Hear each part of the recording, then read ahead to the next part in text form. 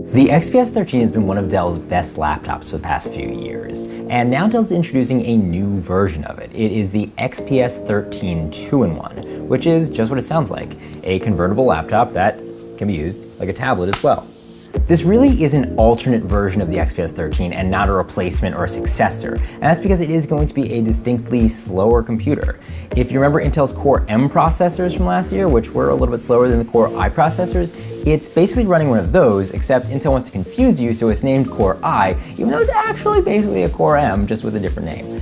So the point being, this is going to be a slightly slower computer than the XPS 13 that's sitting right alongside it. Now, Dell says that you probably won't notice a difference, and it even will ramp the power up a little bit to try to make it closer. Dell says that the new generation processors of the Core M style are actually going to be as fast as last generation's Core I, but we'll have to wait and see if that really pans out, because on numbers alone, that probably isn't going to be the case. The move to that slower processor, though, does let Dell do a couple of other cool things. This is actually a slightly lighter and slightly smaller laptop than the XPS 13. You won't really notice it, but it is there if you line them up. The change also makes this a fanless computer, so it's going to be a little bit quieter and should run a little bit cooler. Because the computer's a little bit smaller, the port situation is a little bit different. There aren't full-size USB ports. Instead, you have two USB-C ports. One of those is Thunderbolt. There's also a headphone jack still here, mercifully, but you lose the full-size SD card slot, and instead you get micro SD, which I guess is useful.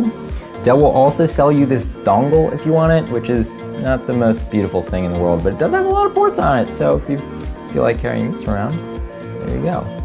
Another thing that's going to be smaller about this laptop is the battery. Dell says it's about 70% the size of the standard XPS 13 battery, which means it's probably not going to last as long. Now they're quoting 15 hours, but I guess we'll have to see about that, because they also told it's going to be shorter than the standard XPS 13 battery, and that does not necessarily last 15 hours. The laptop is going to start shipping this month.